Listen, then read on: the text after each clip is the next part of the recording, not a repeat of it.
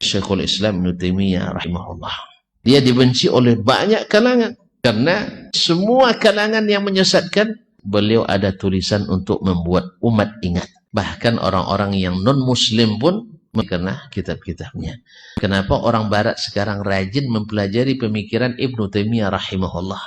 Bukan karena mereka nak memajukan, tetapi supaya para boneka-boneka yang diambil dari negeri-negeri muslim punya keahlian untuk menolak pemikiran Syekhul Islam Ibnu Taimiyah dan memposisikannya sebagai orang-orang yang tersesat. Di pusat-pusat studi Islam di barat, Ibnu Taimiyah dikaji pemikirannya, bukan untuk diikuti, tapi untuk ditakut-takuti. Sehingga umat nanti kalau sudah tamat barat, kalau bahas tentang Ibnu Taimiyah, hati-hati, ini pendiri Wahabi. Padahal Ibnu Taimiyah jauh lebih dulu dari Syekh Muhammad bin Abdul Wahhab. Syekh Muhammad bin Abdul Wahhab di abad ke-12, beliau di abad ke-7.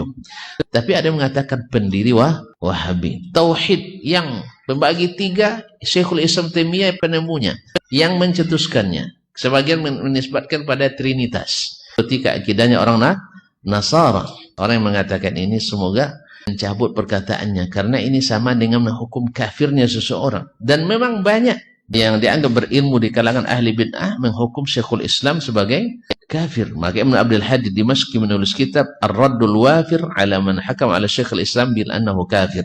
Orang-orang Yahudi juga memusuhi Ibnu Taimiyah rahimahullah karena kitabnya yang menjelaskan bagaimana kesesatan orang-orang Yahudi.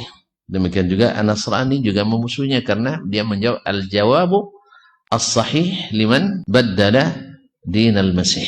Orang-orang Syiah sangat memusuhi Syekhul Islam Taimiyah rahimahullah karena dia menulis kitab Minhajus Sunnah untuk menolak pemahaman orang-orang Syiah Rafidah.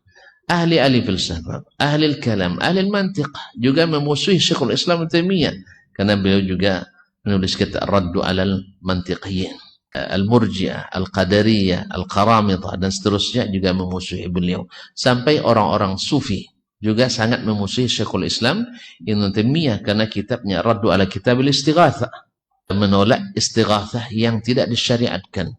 Apalagi kitabnya Al-Furqan baina awliya'ir rahman wa awliya'is syaitan, yang membedakan antara walinya syaitan dengan walinya Allah Subhanahu wa ta'ala. Karena orang sekarang tidak asal ada kejadian aneh, kadang sihir dianggap wali. Jadi ada beberapa ciri yang dia sebutkan, ada 5 ciri diantaranya bahwa karamah itu tidak dituntut, tapi diberi. Karamah itu tidak diwariskan, apalagi dititiskan. Kalau datuknya jadi wali, anak muridnya jadi wali semua tidak. Dan seterusnya. Robbani, merajut ilmu dan peradaban.